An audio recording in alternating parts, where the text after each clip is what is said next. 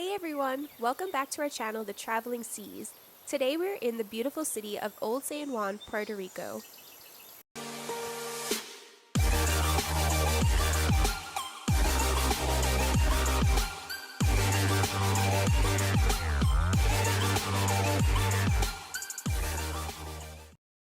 We will take you with us on a stroll through the city as we visit the El Morro fortress. We will also show you some of the highlights of this historic city along the way. The walk to the fortress is about 20 minutes from the cruise port. During this walk, you get to take in a lot of the sights and beautiful views this charming city has to offer.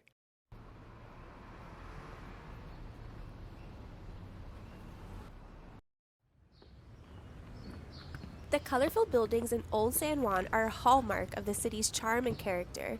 The buildings come in a variety of vibrant colors such as pink, blue, yellow, green, and orange. A popular attraction in Old San Juan is the Umbrella Street, located in front of the governor's mansion. This is also a short 10-minute walk from the cruise port. We recommend getting here early as it does tend to get very crowded throughout the day. As you can see, we were very fortunate to be able to take in this charming attraction without crowds, as we made it one of our first stops in the morning.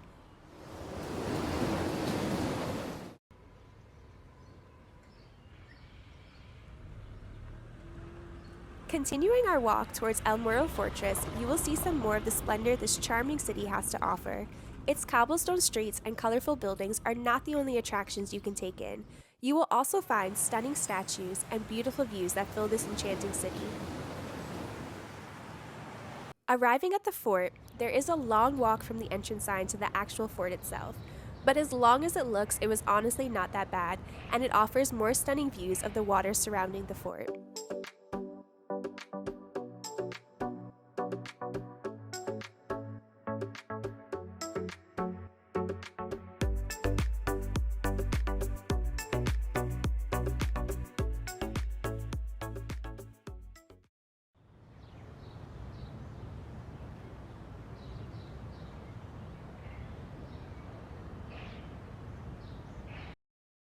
El Morro Fortress is a historic citadel located in Old San Juan. The fortress was built in the 16th century by the Spanish to protect the city from invaders and has since become a UNESCO World Heritage Site. The walls of El Morro are over 140 feet high and are made of rock which was quarried from the nearby island of San Juan. El Morro Fortress is one of the most popular tourist destinations in Old San Juan and offers stunning views of the Caribbean Sea and Atlantic Ocean. Visitors can explore the various levels of the fortress, including the dungeons, barracks, and guardhouse. The lighthouse at the top of the fortress is also a popular spot for visitors to take photos. The streets of Old San Juan are lined with plenty of stores and restaurants. One popular restaurant is Barachina, home of the pina colada. This restaurant does tend to get very crowded. As you can see, there was already a line forming before they had even opened, so reservations are recommended. Old San Juan is one of our favorite shopping destinations. You can find something for everyone here, including charming, handcrafted, personalized gifts, which we love. One such store that offers this is the Poets Passage. The Poets Passage features a variety of handmade gifts and crafts from local artists. Visitors can find everything from handmade journals, pottery, artwork, to unique jewelry and clothing. The Poets Passage is a must-visit destination for anyone who loves literature, poetry, and art. It offers a peaceful and inspiring retreat from the hustle and bustle of the city and is a great place to discover new artists and writers. Another gem in Old San Juan is Christopher Columbus Square. No matter what type of cuisine you are in the mood for, there is something for everyone in the area surrounding it.